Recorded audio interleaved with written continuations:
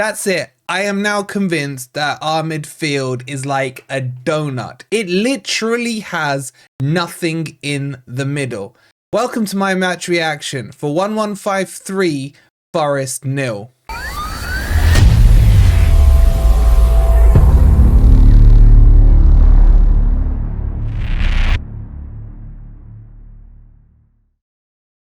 Good morning, good evening, or good night. I hope you guys are doing well, and welcome to my post-match reaction on Manchester City 3, Forest 0. And honestly, I'm not in a good mood, so if you don't want to hear me rant and stuff, then this probably isn't the video for you.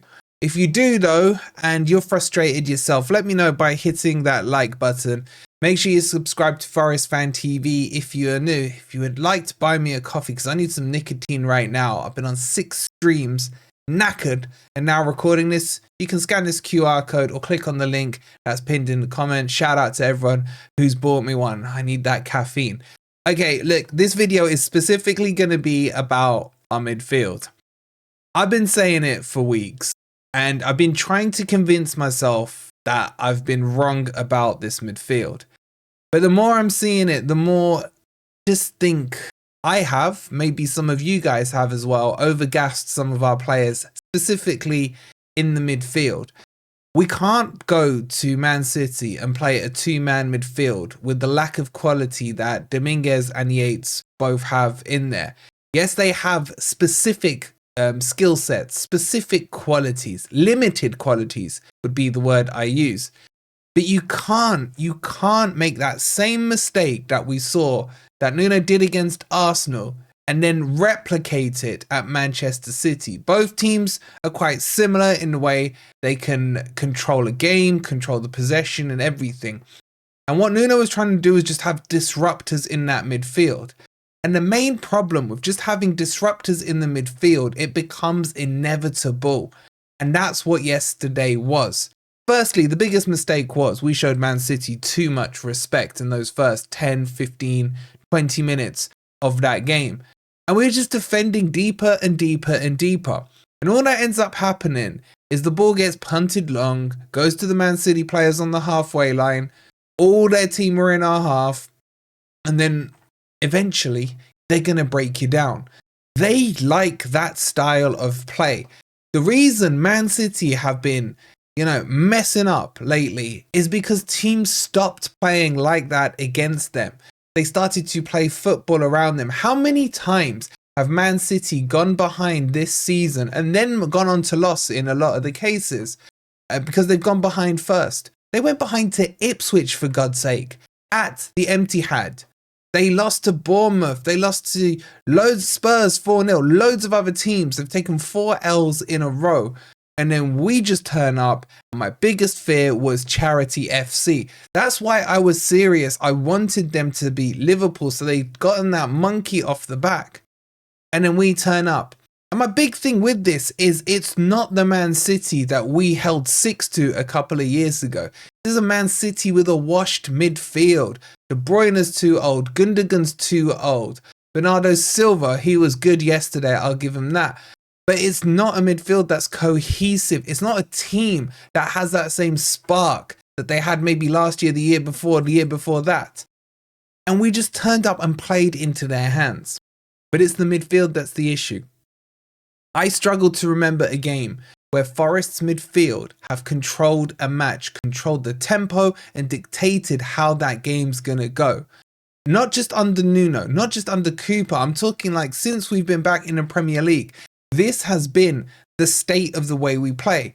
You could argue that Nuno just does a much better version of Cooper ball with tactics and with an identity.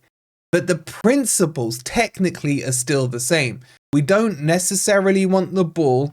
We want to, suck the opponents out of their own half to create space in behind so that we can send in the width. And the problem right now is all our wingers are out of form. There is not one winger in this team that I think is currently in form. Hudson-Odoi, out of form. Elanga, don't get me started. Jota, In spits and bouts and, you know, little bursts, he's been good. Sosa, we don't know if he's good or not. He hasn't had a run in the team.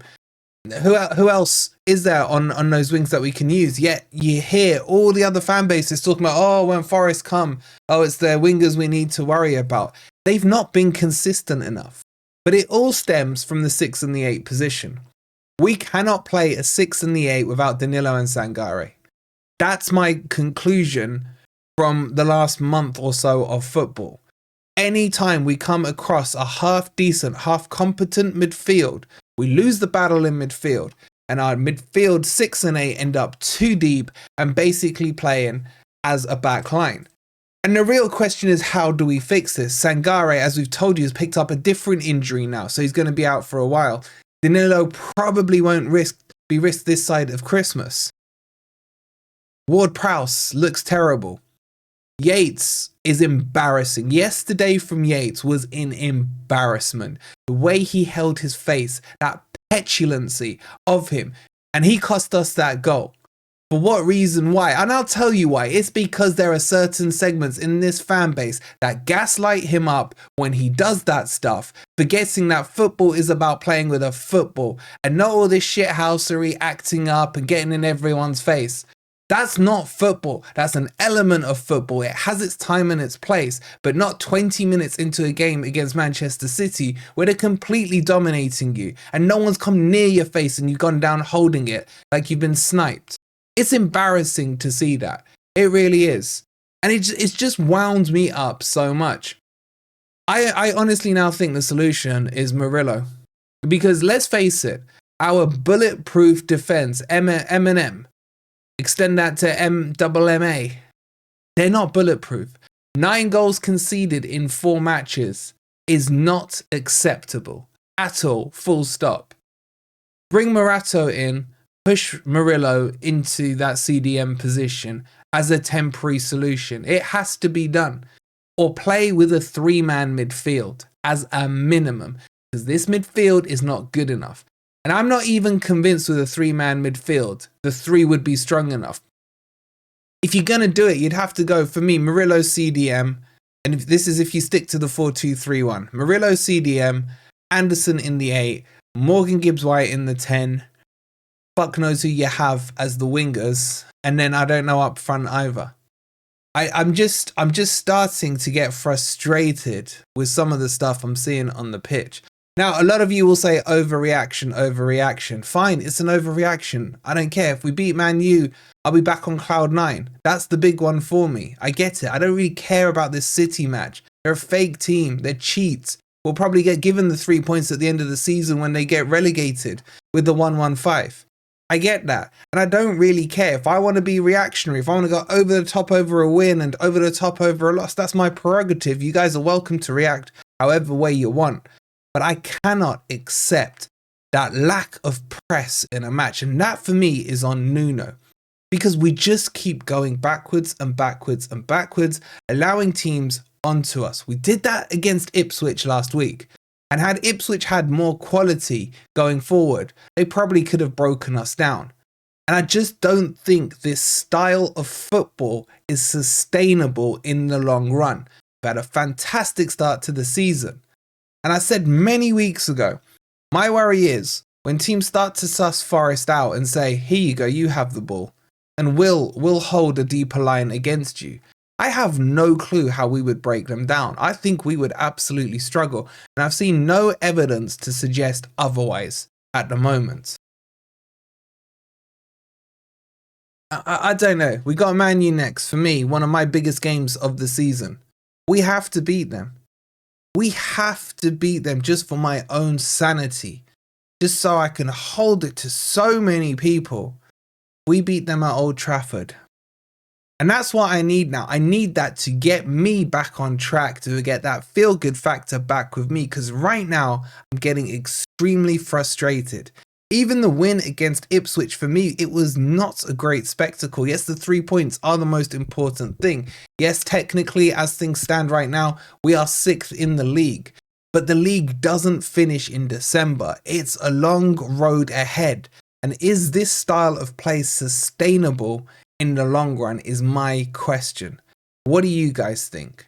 And come January, forget buying a new striker, forget a new goalkeeper. We need a 6, we need an 8, and I say we need 2 wingers, because I'm still not convinced on Jota. I like him, I love his passion and everything else, but he's not a Semenyo. Look at the way Semenyo is for Bournemouth. He's an explosive player. He makes a difference. Can you honestly say any of our wingers on their current form have that ability to do what Semenyo's done at Bournemouth? Yes, Callum Hudson-Odoi's done it in spits and starts. The odd finesse goal here and there, fantastic against Liverpool and what have you. But the consistency just isn't there. What do you guys think? What is the priority now in the January window? Let me know in the comments down below. Rant over.